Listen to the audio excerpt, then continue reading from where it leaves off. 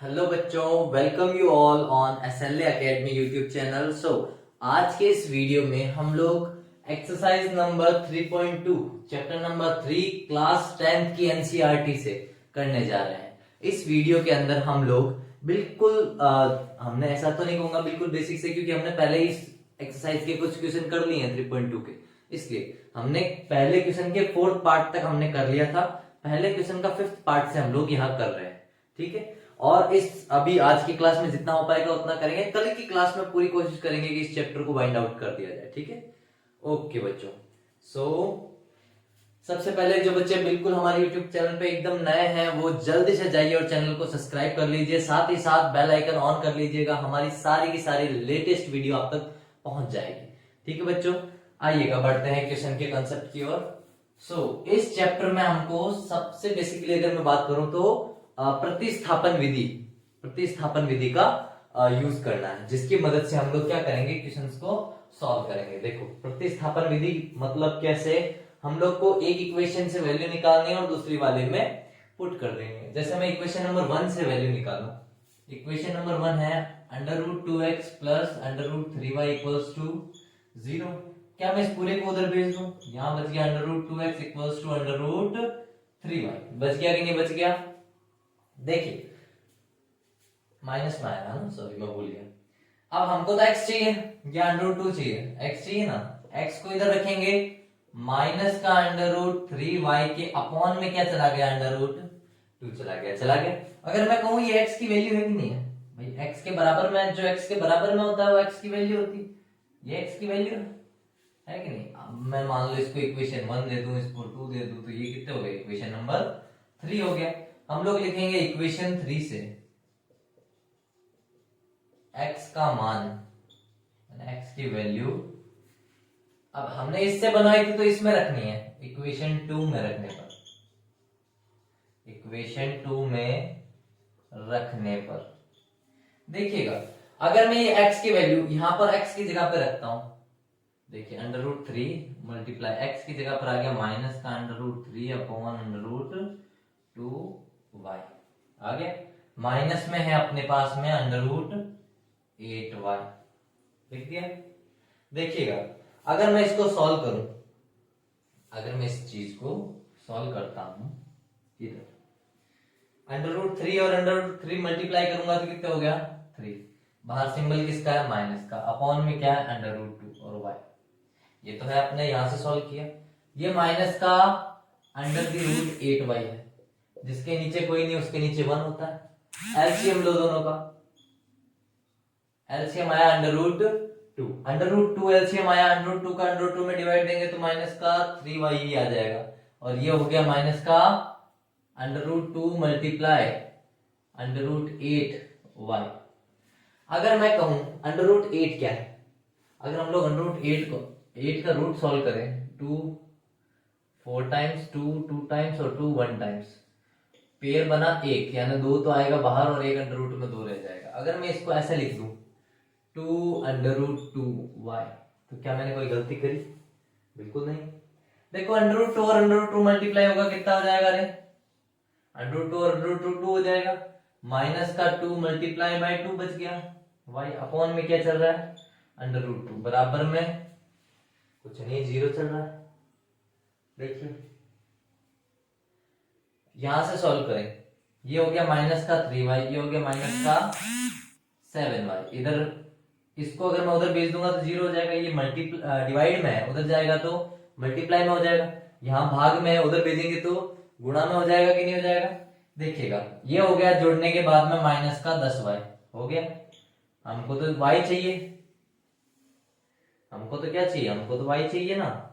y की value निकालेंगे तो इस 10 का भी डिवाइड दे देंगे 0 में, माइनस के 10 का। 0 में किसी नंबर का डिवाइड दो क्या आता है, 0 आता है। एक इंटीजर की वैल्यू क्या आ गई, 0। अब हमको क्या करना है ना, थोड़ा सा रफ कर देता हूं मैं, उससे हमको इजी होगा सॉल्व करना। देखिए हल्का सा, ज्यादा नहीं, हल्का सा करना। y आ गया 0, क्या मैं y उठाकर यहां रख दूं, इस y की जगह पर रख दूंगा, x की वैल्यू आ जाएगी कि नहीं आ जाएगी, रखते हैं। क्योंकि y की वैल्यू 0 है, तो x बराबर माइनस का √3 मल्टीप्लाई बाय 0/2। चाहे कोई नंबर था, ये इतना नंबर चाहे कुछ भी था, जो ये 0 से मल्टीप्लाई हुआ, जो ये 0 से मल्टीप्लाई हुआ तो क्या बन जाएगा 0। तो x की वैल्यू कितनी आ गई 0। तो ये एक ऐसा केस है जिसमें x और y दोनों के कोऑर्डिनेट्स क्या है 0 0 है। 0 आने का मतलब क्या होता है रे, 0 आने का, अगर मैं एक कार्टेशियन प्लेन बनाऊं तो 0 0 कहाँ होता है ओरिजिन पे, होता है कि नहीं होता। क्या बोलते हैं इसको हिंदी मीडियम वाले केंद्र में, बिल्कुल सेंटर में, ठीक है, आप जो भी बोलते हो इसको, x, y होता है इसके निर्देशांक, तो x भी 0 y भी 0 है, ठीक है। बढ़ते हैं अगले क्वेश्चन की तरफ। स्क्रीनशॉट ले लें, या जितना बेटर होता है कि आप साथ में ही नोट करते चले क्लास के साथ साथ में। चलिएगा बढ़ते हैं अगली क्लास की और अगले क्वेश्चन की और अगला क्वेश्चन है हमारा, अगला क्वेश्चन है क्वेश्चन नंबर 2। देखिएगा क्वेश्चन नंबर 2 है बेटा 2x plus 3y, 2x plus 3y equals to 11 and 2x minus 4y equals to minus का 24। हमसे क्वेश्चन कह रहा है इसको हल करना और m की वैल्यू निकालना है, ठीक है, m की वैल्यू निकालनी है। और m की वैल्यू हम तब निकाल सकते हैं जब हम m के लिए हमको एक समीकरण दे रखा है, वो है y equals to mx minus 3, sorry mx plus 3। तो देखिए अगर हमको इसको सॉल्व करना है तो सबसे पहले हमको इन दोनों में से x और y की वैल्यू निकालनी होगी, और उस x और y की वैल्यू को मैं यहाँ इन दोनों जगह पर प्लेस कर दूंगा तो m की वैल्यू हमको मिल जाएगी। देखो x और y की वैल्यू निकालना तो इजी सा काम है यार। देखो 11 माइनस 3y हो गया, इस 3y को प्लस का था उधर भेज दिया, x निकालेंगे तो 11 माइनस 3y अपॉन 2 हो जाएगा, हो जाएगा कि नहीं हो जाएगा। इस x की वैल्यू को उठाना है और इक्वेशन नंबर 2 में रख देना है। 2 में x की जगह पर multiply 11 minus 3y upon 2 minus 4y equals to minus का 20, 2 से 2 गया, इधर बच गया 11 minus 3y, then minus 4y equals to minus का 24। ये प्लस का है उधर जाएगा तो माइनस का हो जाएगा, ये माइनस का हो गया 7y, जुड़ गए ये और ये, और ये जो इधर 11 था प्लस का था उधर गया तो माइनस का हो गया, वहां पहले से माइनस का 24 था और एक 11 और चला गया, ये सारे मिल मिला के हो गए 35। देखो माइनस से माइनस कर दिया, 35 में 7 का भाग दे दो, 5 बार जाएगा, y की वैल्यू कितनी आ गई 5 आ गई। ऐसे ही क्या हम लोग x की वैल्यू निकाल सकते हैं, जी हाँ, क्यों नहीं निकाल सकते। इस समीकरण को यहां रख देते हैं, थोड़ा स्पेस हो जाएगा। क्या इस y की वैल्यू को उठा करके x के वाले इक्वेशन में रख दो सीधा, जी हाँ, 11 minus 3 multiply by 5 upon 2, x की वैल्यू हो गई 11 minus 15 upon 2, that is minus का 4 अपॉन 2, यानी कि माइनस का 2। x की वैल्यू आ गई, y की वैल्यू आ गई। अब हमको ये x और y की वैल्यू इस इक्वेशन में रखनी है। y की वैल्यू अपने पास में 5, तो 5 equals to m multiply x की वैल्यू कितनी है माइनस का 2 और प्लस का, ये प्लस का 3 इधर ले आओ तो यहां बच जाएगा माइनस का 2m, ये माइनस और 2 मल्टीप्लाई होकर के, और इधर 5 तो पहले से था, 3 और चला गया माइनस में, 5 में से 3 गए तो 2 बचा, कितना बचा रे 2। हमको तो m चाहिए, तो 2 में माइनस के 2 का डिवाइड कर दो तो आंसर आएगा माइनस का 1। तो जो आपका m है, m की वैल्यू कितनी आ गई माइनस का 1। आई होप आपको ये क्वेश्चन समझ में आया है। बढ़ते हैं अगले क्वेश्चन की ओर। देखिएगा अगला क्वेश्चन कह रहा है हमसे, अगला क्वेश्चन हमसे कह रहा है, अगला क्वेश्चन सबसे पहले हमसे कह रहा है कि इस क्वेश्चन को मिटा दो भैया जी, ये हो गया है, ठीक है। देखिए 2-4 अच्छी अच्छी मोटिवेशन की लाइनें मैं याद करके नहीं आया, आपके लिए आनी चाहिए थी मेरे को, पर मैं नहीं करके लाया। थर्ड क्वेश्चन आपसे कह रहा है कि दो संख्याओं का अंतर कितना दिया हुआ है 26, दो संख्याओं का अंतर दिया हुआ है 26, एक संख्या दूसरे संख्या की 3 गुनी है। देखो दो संख्याएं, हम लोग कार्टेशियन प्लेन वाला चैप्टर में चल रहे हैं, तो दोनों संख्याएं अलग अलग माननी पड़ेगी। तो माना पहली संख्या कितनी है, माना पहली संख्या कितनी है रे x, दूसरी दूसरी संख्या क्या है y। अब देखो हमको क्वेश्चन कह रहा है कि दोनों का अंतर कितना दिया है, हमको 26 दिया है। अंतर यानी क्या होता है रे? दोनों संख्याओं का अंतर।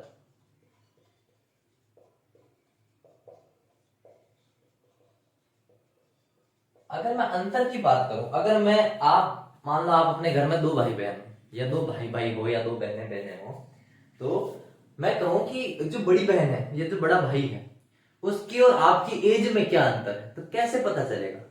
भाई वो 10 साल का है, आप 7 साल के हो, आप दोनों की एज का डिफरेंस कितना है? 3 है। अंतर कितना दोनों की एज में? 3। कैसे पता चला? बड़े वाले में से छोटा वाला घटाया तो हमारे पास जो अंतर आया, आया कि नहीं? अभी 10 में से 7 घटाया तो हमारे पास में 3 बचा। वैसे ही अंतर का मतलब होता है बड़े वाले में से छोटा वाला घटाया था तब उनको पता चला था कि ये कितना आया है, 26 आया है। ऐसे किया हुआ। एक चीज हमको और दे रखी है, एक संख्या दूसरी संख्या की कितनी है? 3 गुनी है। एक संख्या दूसरी संख्या की कितनी गुनी है? 3 गुनी। भाई हमने बड़े वाले में से छोटा वाला घटाया ना, तो x क्या हुआ? बड़ा हुआ। अब हमसे कह रहा है एक संख्या दूसरी संख्या की क्या है? 3 गुनी है। मतलब अगर मेरे को इन दोनों को बराबर रखना है तो जो छोटी वाली है उसको 3 से गुणा कराऊंगा। चलो मैं यूं लिख लूं, x बराबर y लिखा मैं। ये बराबर कब होंगे? उसने कहा एक संख्या दूसरी संख्या की 3 गुनी है।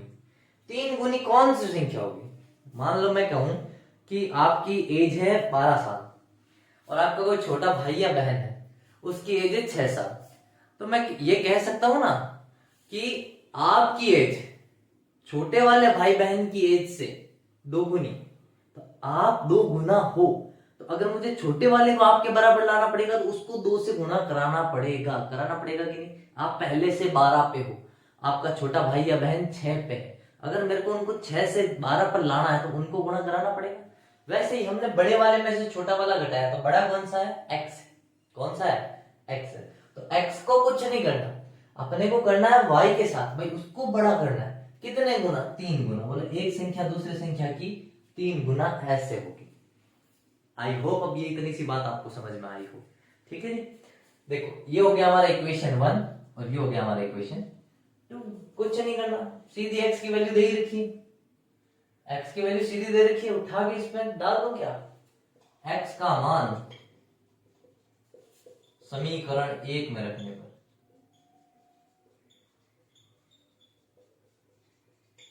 देखिएगा, x का मान उठा के रख रहा हूं, x की जगह पर रख दिया 3y माइनस y बराबर 26। 3y में से y गया 3, 2y बच गया बराबर में 26। हमको तो y चाहिए ना, 26 में भाग दे दो किसका? 2 का। कितना आया? 13 आया। क्या मैं इस 13 को उठाकर यहां रख दो रे? इसको मैं समीकरण 3 दे दूं और यहां मैं छोटा सा कर दूं, समीकरण 3 का मान 2 में रखने पर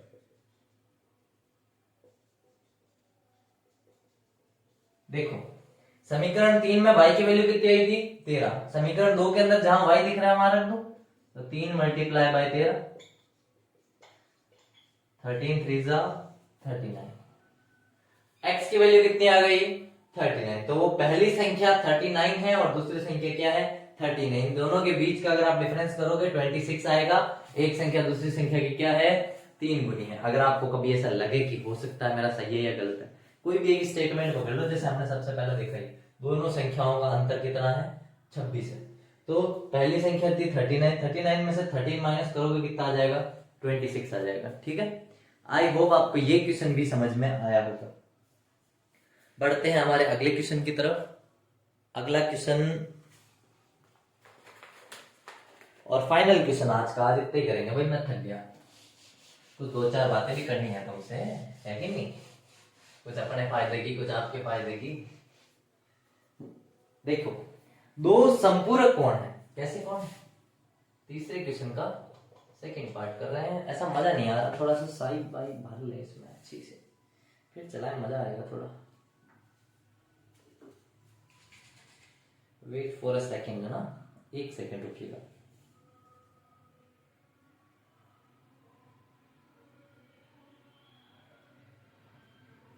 ज्यादा भी नहीं भरेंगे, बाकी स्कूल में पढ़ लेंगे, है कि नहीं भाई? घर से स्कूल थोड़ी चलती है। देखिए, क्वेश्चन हमसे कह रहा है दो संपूरक कोण में बड़ा कोण छोटे कोण से 18 अधिक है। पहली बात तो उसने कहा दो कैसे कोण है, संपूरक कोण। क्या मैं जान सकता हूं संपूरक कोण कौन से कोण होते हैं? क्या आप में से कोई मेरे को बताएगा संपूरक कोण कौन से कोण होते हैं? बेटा संपूरक कोण होते हैं ऐसे कोण जिन दो कोणों का योग, भाई मान लो एक छोटा वाला एक्स बड़ा वाला एक्स है, छोटा वाला वाई, ऐसे दो कोण जिन दोनों कोणों का योग कितना होता है 180, उन कोणों को क्या कहते हैं? संपूरक कोण कहते हैं। दूसरी चीज इसने हमसे कही कि छोटे वाले जो बड़ा वाला कोण है वो छोटे वाले से 18 डिग्री अधिक है। क्या है 18 डिग्री ज्यादा? कैसे पता चलेगा? बड़े वाले में से छोटा वाला घटाया होगा तो हमको 18 डिग्री मिला होगा। मिला होगा कि नहीं मिला होगा? भाई बड़े वाले में से छोटा वाला घटाया होगा तो 18 मिला होगा। ये इक्वेशन 1 है, ये इक्वेशन 2। किसी भी एक से वैल्यू उठानी है दूसरे में रख देनी। छोटे वाले से वैल्यू उठा रहा हूं, 18 प्लस वाई हो गया कि नहीं हो गया? x का मान समीकरण 1 में रखने पर देखिएगा x का मान उठाना है और x की जगह पर रखना है। क्या है x का मान? 18 प्लस वाई। इस x की जगह पर लिखा हमने इतना सा, फिर प्लस लगा के y और है, फिर उधर 180 और। इसमें कंफ्यूज ना होना, सिर्फ जो x था उस x की जगह पर हमने पूरा 18 प्लस वाई लिखा, बाकी जो ये बचा हुआ था वो हमने एज इट इज लिखा है। ठीक है, देखो 18 को उधर भेज दूं, y और y जुड़ के कितने हो गए? 2y। इधर 18 माइनस हो जाएगा। अगर मैं 180 में से 18 माइनस करूंगा कितना बचेगा? 180 में से अगर मैं 18 माइनस करूंगा दैट इज 162। बचेगा कि नहीं बचेगा भाई? 8 ऐड करते 170, 10 80। देखो y निकालना है ना अपने को, 162 में डिवाइड कर दो किसका? 2 का, करो दैट इज 81। कितना डिग्री आएगा? 81। y की वैल्यू आ गई 81। इसको ऐसे डब्बा बांध करके इक्वेशन दे देना, भूल जाओगे कहीं। इक्वेशन 3। अब देखो इक्वेशन 3 से भूल जाते हैं, बुढ़ापा आ गया। इक्वेशन 3 से y का मान, इक्वेशन किसी में भी रख लो तो y आया ना, चलो कोई नहीं। इक्वेशन 3 का मान रखने पर इतना ही लिख लो। तो क्यों लिखवा रहा हूं ये समझ जाओ। इसको इक्वेशन 3 देना था, इसको दे दिया है। ठीक है, आप इसको इक्वेशन 3 दे देना, इसको 4 दे देना, यहाँ स्टेटमेंट चेंज हो जाएगा। यहां से y की वैल्यू उठा के कहां रख देनी है? x बराबर 18 प्लस वाई वाली जगह पर। x की थोड़ी रख रहे हैं, किसकी रख रहे हैं? y की। 81 कितना हुआ रे? कितना हुआ रे? 99 डिग्री। तो x की वैल्यू कितनी आ गई? 99 डिग्री। तो जो दो एंगल थे उसमें पहला वाला था 99 डिग्री का और दूसरा वाला था 81 डिग्री का। आई होप आपको ये इतनी सी बात आज की क्लास में हमने जो करी वो अच्छी तरीके से समझ में आई होगी।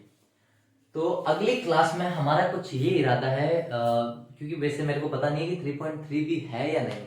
तो अगर 3.3 नहीं हुई तो कल की वीडियो में हमारी जो क्लास है वो एंड हो जाएगी, और अगर 3.3 हुई तो 1 या 2 दिन और लगेंगे, उसके बाद में 3rd चैप्टर खत्म हो जाएगा अपना।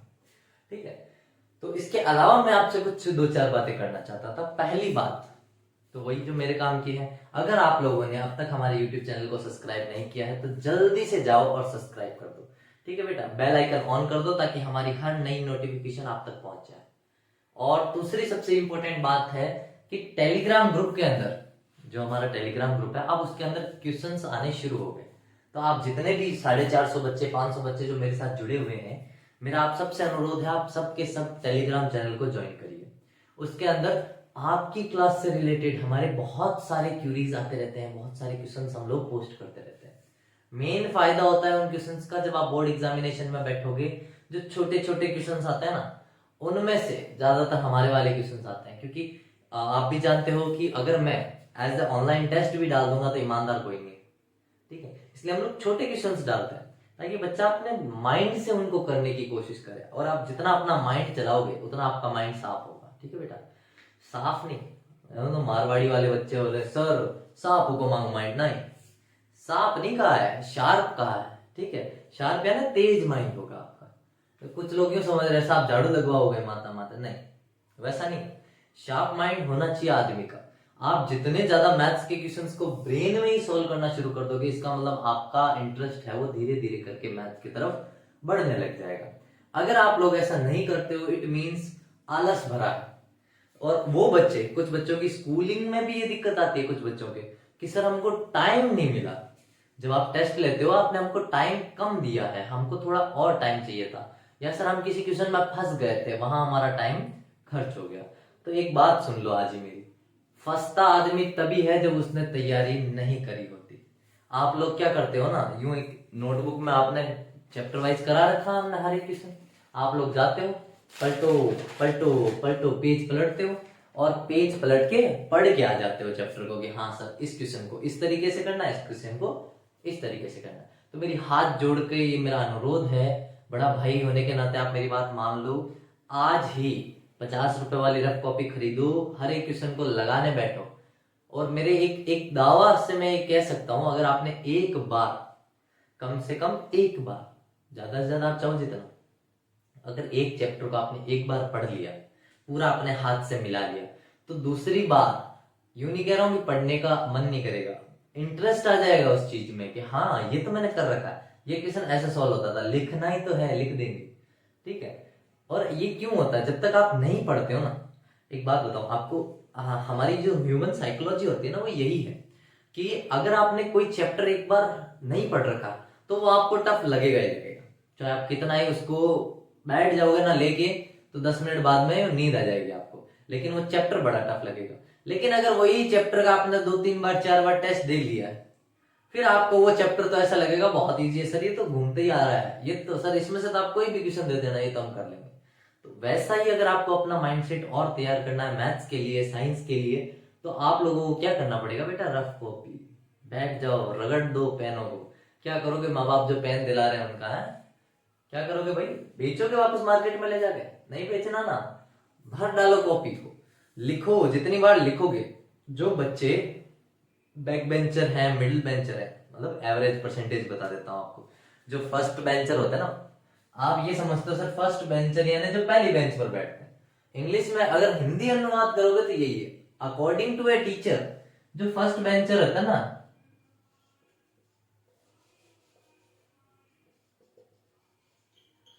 फर्स्ट बेंचर हम लोग रिक्लेम करते हैं फर्स्ट बेंचर को, कैसे बेटा, कि ये 90% वाला है, 90 to 80% वाला है, ठीक है, इसलिए हम लोग उसको रिकॉल करते हैं एज ए फर्स्ट बेंचर। जो मिडिल बेंचर होता है,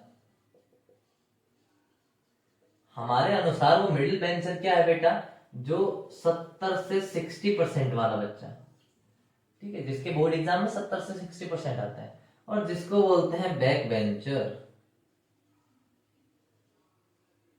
बैक बेंचर ये वर्ड तुम लोग सोचते ही यूं लगता है कि बस बैक बेंचर होना यानी स्कूल के अंदर हमारी चलनी चाहिए, हम बैक बेंचर हैं।